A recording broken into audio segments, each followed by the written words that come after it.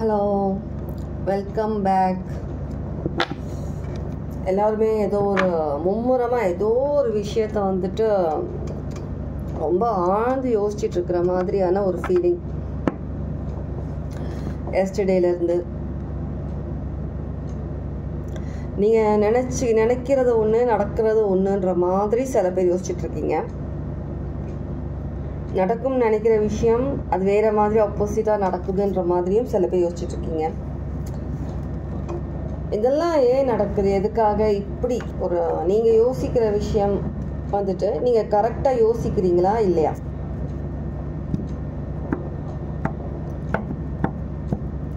Plan பண்ணுறீங்க, okay, plan பண்ணுறது okay.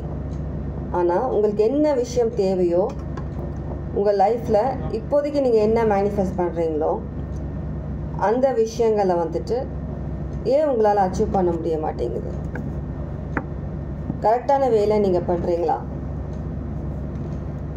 ஒரு விஷயத்தை வந்துட்டு நீங்கள் லைஃப்பில் எந்த விஷயம் அதிகமாக நீங்கள் யோசிக்கிறீங்களோ, எந்த விஷயத்த அதிகமாக நீங்கள் திங்க் பண்ணிகிட்டே இருக்கீங்களோ திரும்ப திரும்ப, எந்த விஷயத்த நீங்கள் வந்துட்டு அது ஒரு மூவி மாதிரி உங்கள் தாட்ஸில் வந்து அப்படியே ரன் பண்ண விடுறீங்களோ, அந்த விஷயத்தை யோசிக்கிறீங்களோ அந்த விஷயங்களை தான் நீங்கள் அட்ராக்ட் பண்ண முடியும். நீங்கள் அந்த விஷயங்கள் யோசிக்கும் போது ஒரு நெகட்டிவிட்டிவாக யோசிக்கிறது, இப்படி பண்ணும்போது இப்படி ஆயிடுச்சுன்னா என்ன பண்ணுறது அப்படின்னு யோசிக்கிறதும், வேறு விதமாக தவறாக யோசிக்கிறதும், இதெல்லாம் தான் ஆப்போசிட் ரியாக்ஷன்.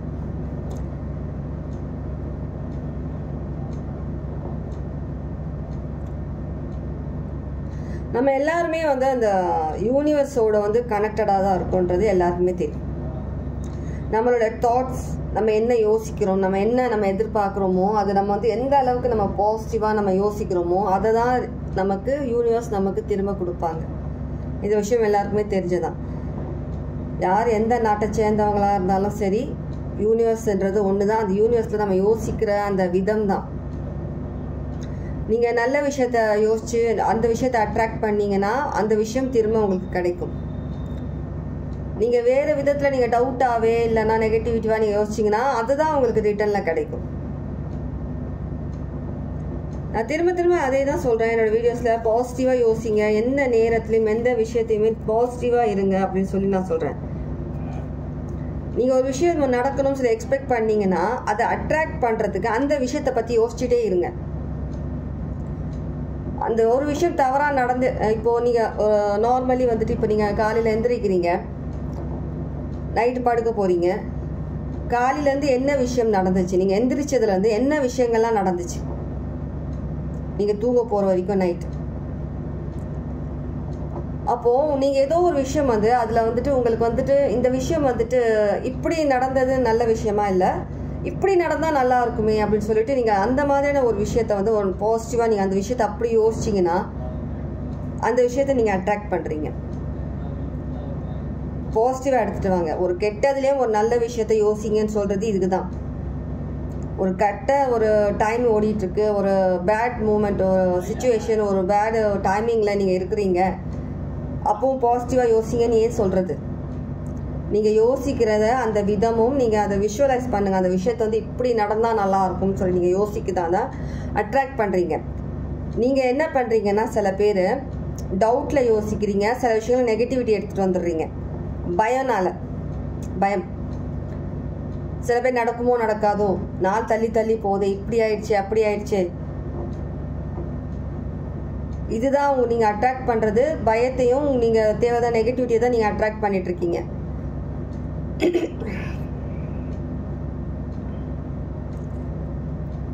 கொஞ்சம் மாற்றுங்க. யோசிக்கிற எந்த சிச்சுவேஷனாக இருந்தாலும் பாசிட்டிவாக யோசிக்க சொல்கிறது அதுக்காக தான். நீங்கள் உங்களுக்கு தேவையான விஷயங்களை நீங்கள் தான் அட்ராக்ட் பண்ணுறீங்க. லைஃப்பில் தேவையான நெகட்டிவிட்டியும் நீங்கள் தான் அட்ராக்ட் பண்ணுறீங்க, பாசிட்டிவிட்டியும் நீங்கள் தான் அட்ராக்ட் பண்ணுறீங்க. உங்களுக்கு தேவையான மேனிஃபெஸ்டேஷன் நீங்கள் பண்ணுற விஷயங்களை நீங்கள் தான் அட்ராக்ட் பண்ண போகிறீங்க. அதனால் எது பண்ணாலுமே ஒரு பாசிட்டிவாக யோசிச்சு பண்ணுங்கள். உங்களுடைய தாட்ஸ் ரொம்பவே பவர்ஃபுல்.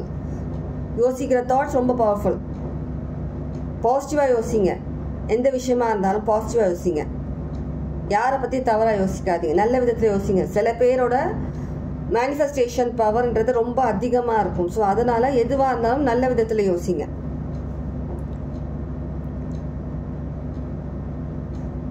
உங்களோட வெற்றிக்கு நீங்கள் தான் காரணம், நீங்கள் தான் காரணம் சில பேர் சொல்லுவாங்க. ஏன் சொல்கிறது? ஏன்னா அது உங்கள் கையில் தான் இருக்குது. நீங்கள் யோசிக்கிற அந்த தாட்ஸ் நீங்கள் தான் அட்ராக்ட் பண்ணுறீங்க யூனிவர்ஸில். அதனால் அது கொஞ்சம் நல்ல விதத்தில் யூஸ் பண்ணிக்கோங்க, சரியா?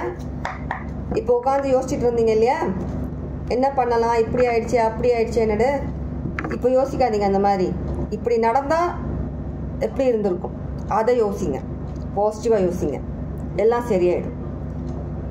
இப்போது அந்த சோகத்தில் உட்காந்தது எல்லாம் தூக்கி அடிச்சுட்டு ஃப்ரெஷ் ஆகுங்க, கொஞ்சம் தண்ணியை குடிங்க, மைண்ட் ஃப்ரெஷ் பண்ணுங்கள், ஓகேவா? நடந்தது நடந்துருச்சு, இனி அதை எப்படி மாற்றலாம், அது இப்போ இனிமேல் நம்ம லைஃப்பில் எப்படி நம்ம சேஞ்ச் எடுத்துகிட்டு வரலாம் சில விஷயங்களை, அதை பற்றி யோசிங்க. போனதை பற்றி யோசிக்காதீங்க.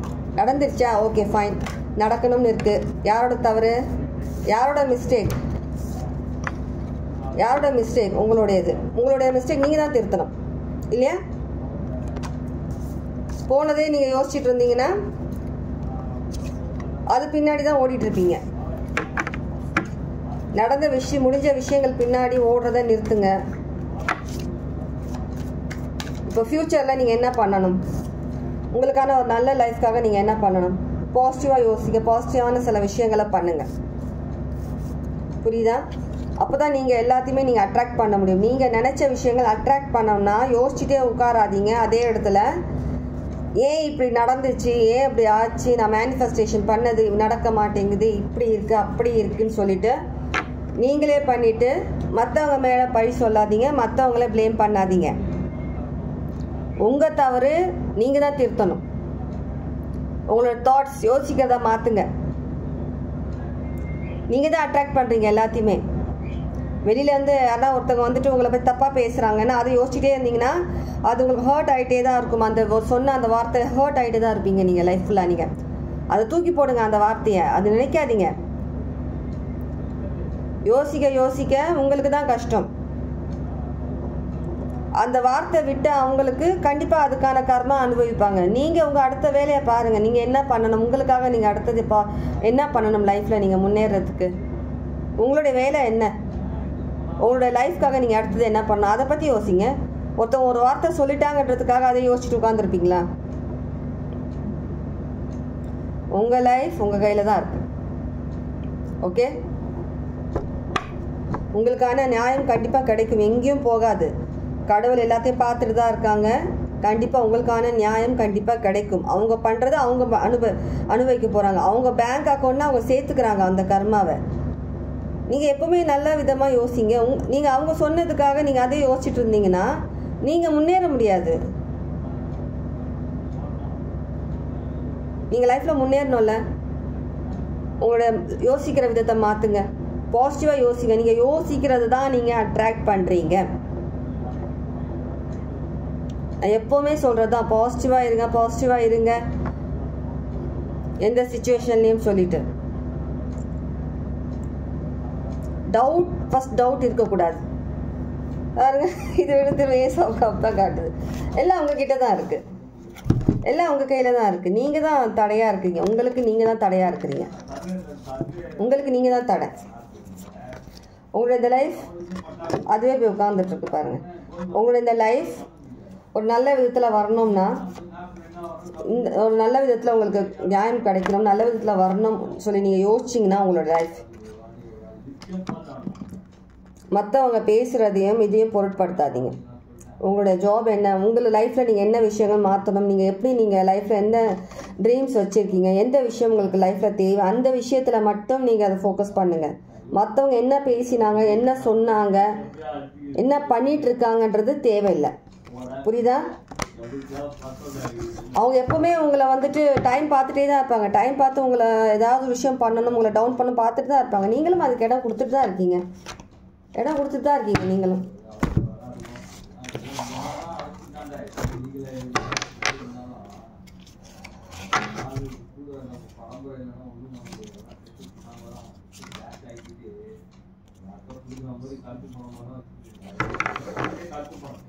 லைஃப்பில் நிறைய விஷயங்கள் உங்களுக்காக வெயிட் பண்ணிகிட்ருக்கு, நிறைய நல்ல விஷயங்கள் நடந்துட்டும் இருக்குது.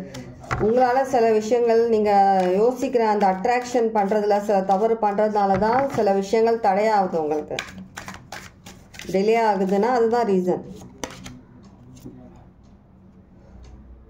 த ஹேங்க்டு மேன் உங்கள் கையில் தான் இருக்குது. உங்களுடைய லைஃப் வந்துட்டு எப்படி இருக்கணும்னு சொல்லி நீங்கள் தான் முடிவு பண்ணுறீங்க.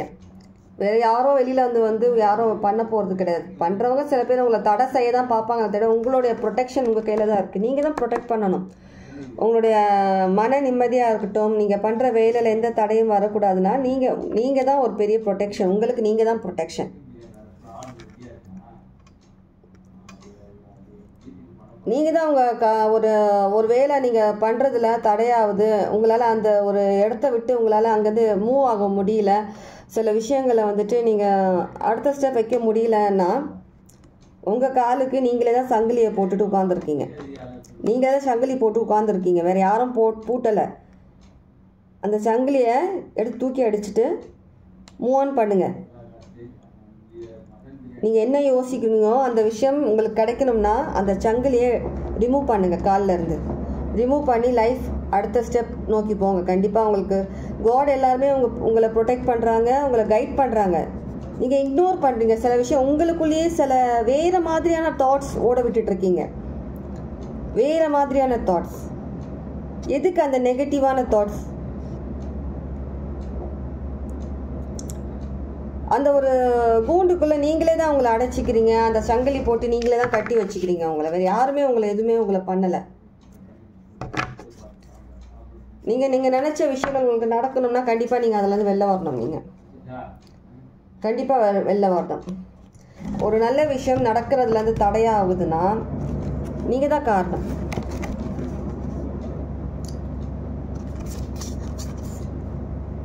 ஃபார்ட்டிடியூட்.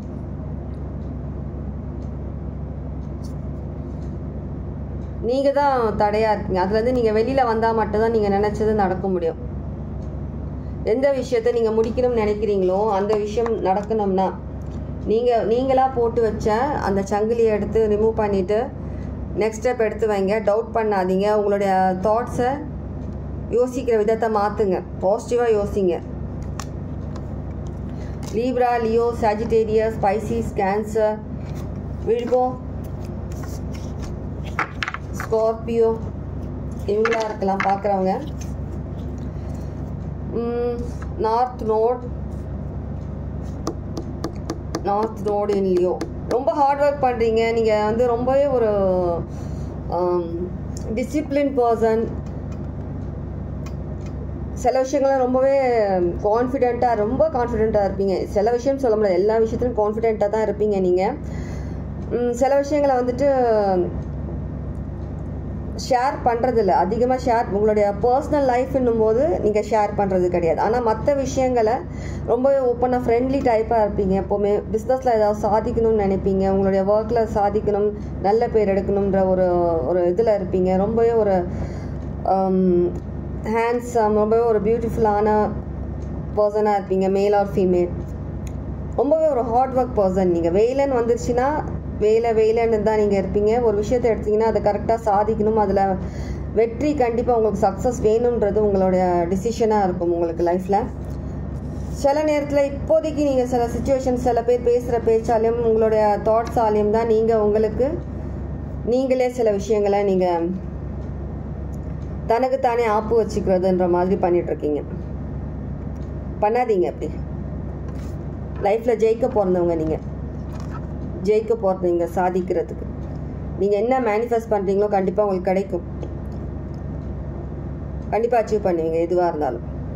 ஓகே, அது ஃபினான்ஸாக இருந்தாலும் சரி, நீங்கள் ரிலேஷன்ஷிப், லவ் விஷயமாக இருந்தாலும் சரி. ரிலேஷன்ஷிப்பில் ஒரு வாட்டி நீங்கள் ஏதோ ஒரு விதத்தினால நீங்கள் ஹர்ட் ஆகிட்டீங்களா ரிலேஷன்ஷிப்பில், அதை பற்றின யோசனை இப்போதைக்கு உங்களுக்கு கிடையாது, பயமாக இருக்குது ரிலேஷன்ஷிப்பில் போகிறது. அப்படி கிடையாது. நல்ல பர்சன்ஸும் இருக்காங்க, உங்களுக்கான பர்சன்ஸ் கண்டிப்பாக இருப்பாங்க. அதுக்காக நீங்கள் உங்களுடைய ஹார்ட் சக்கரை க்ளோஸ் பண்ணணும்னு சொல்லி அர்த்தம் கிடையாது.